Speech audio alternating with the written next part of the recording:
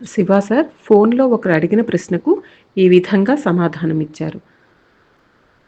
ఫోన్లో అడిగిన ప్రశ్న, ఆత్మే అన్నిటికీ ప్రధానం అంటే మూలం అంటారు కదా, కర్మను బ్యాలెన్స్ చేసుకోవటానికి మనకు శరీరం ఎందుకు అవసరం? ఆత్మ జన్మ తీసుకోకుండా కర్మను బ్యాలెన్స్ చేసుకోలేదా? సార్ ఇచ్చిన సమాధానం, అవును సార్, మీరు జన్మించి మాత్రమే కర్మను బ్యాలెన్స్ చేసుకోవాలి. ముందుగా మీరు శరీరము, మనసు, ఆత్మస్థాయిలను అధిగమించాలి. తరువాత మీరు వివిధ స్థాయిలకు వెళ్తారు. బోరాబుదురులో ఉన్న అన్ని ప్రాకారాలు అంటే 9 ప్రాకారాల్లో వీటి గురించి సమగ్రంగా వివరించారు. ఇవన్నీ కామధాతు, రూపధాతు, అరూపధాతు స్థితుల గురించి చెప్తారు. అంటే ఒక వ్యక్తి జన్మించింది మొదలు అంటే రూపాన్ని తీసుకున్నది మొదలు అరూపంగా మారటం అంటే మళ్ళా ఆత్మగా మారే వరకు తన ఆధ్యాత్మిక ప్రయాణంలో వేటిని వదిలివేసుకుంటూ ఉంటే మనము ఒక్కొక్క మెట్టు ఎక్కుతూ అరూప స్థితికి చేరినప్పుడు భగవంతుడిలో లీనమవటానికి ఎలా సాధ్యమవుతుంది అన్నది బొర్రాబుదురులోని ఉన్న అన్ని ప్రాకారాల్లో బొమ్మల ద్వారా వివరించబడి ఉన్నాయి. మొదటి భాగం కామధాతు అంటే మనకు శరీరం ఉంటుంది, దానితో పాటు ఎన్నో కోరికలు ఉంటాయి. మొదటగా ఆ కోరికలన్నిటి నుంచి బయటపడాలి. మొదట మన మనసులో ఎన్నో కోరికలు ఉంటాయి. నాకు ఇది కావాలి, అది కావాలి, అక్కడికి వెళ్ళాలి, ఇలా కావాలి కావాలి అనే ఎన్నో కోరికలు ఉండే స్థితి. తర్వాత నెమ్మదిగా వదిలివేయటం ప్రారంభిస్తారు. రూపధాతు స్థితి అన్నమాట. అంటే మీరు నాన్ వెజిటేరియన్ అయ్యుండి వెజిటేరియన్గా మారితే చాలా చాలా కోరికలు తగ్గిపోతాయి. అంటే కోరికలను వదిలివేసుకుంటూ వస్తున్నారన్నమాట. తర్వాత మీరు అది కావాలి, ఇది కావాలి అనే కోరికలు లేకుండా ఉన్న ఆహారంతో తృప్తి పొందడం మొదలు పెడతారు. అప్పుడు ఇంకొన్ని కోరికలు తగ్గుతాయి. ఆ తర్వాత మీరు ఇతరులకు సహాయం చేయటం ప్రారంభిస్తారు.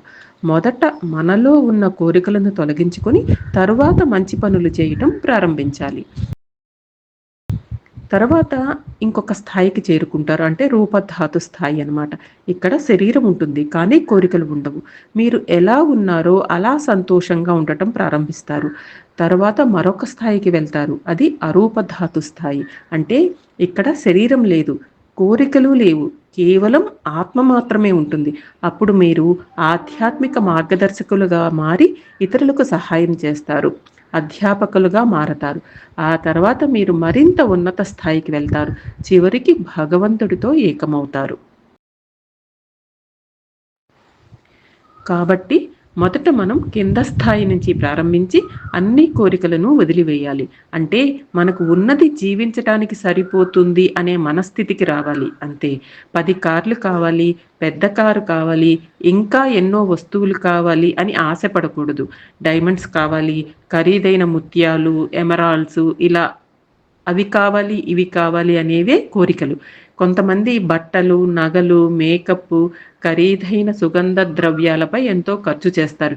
ఇవన్నీ కూడా కోరికలే. ఈ కోరికలన్నిటి నుంచి మీరు ఎప్పుడు బయటపడతారో అప్పుడే మీరు మీ కర్మను బ్యాలెన్స్ చేసుకోగలుగుతారు. మొదట కోరికలను తగ్గించాలి.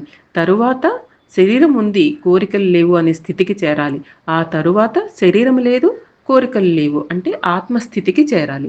అప్పుడు మీరు మంచి పనులు చేయవచ్చు. కానీ చెడు పనులు కూడా చేస్తారు. ఇతరులకు కష్టాలు కలిగించడం, భయపెట్టడం వంటివి కూడా చేస్తూ ఉంటారు. అలాగే మంచి ఆత్మలుగా మారి ఇతరులకు సహాయం కూడా చేయవచ్చు. అందుకే మనం నా ఆధ్యాత్మిక మార్గదర్శకులు, సహాయకులు అని పిలుస్తాము. ఇలా మీరు ఒక్కొక్క స్థాయికి పైకి వెళ్తారు. చివరకు మీరు దివ్యకాంతితో ఏకమవుతారు.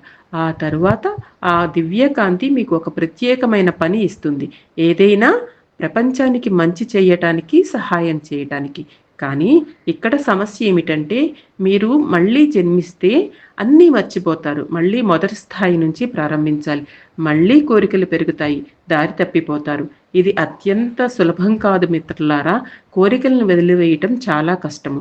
మీ ప్రశ్నకు సరైన సమాధానం ఇచ్చానని నేను ఆశిస్తున్నాను.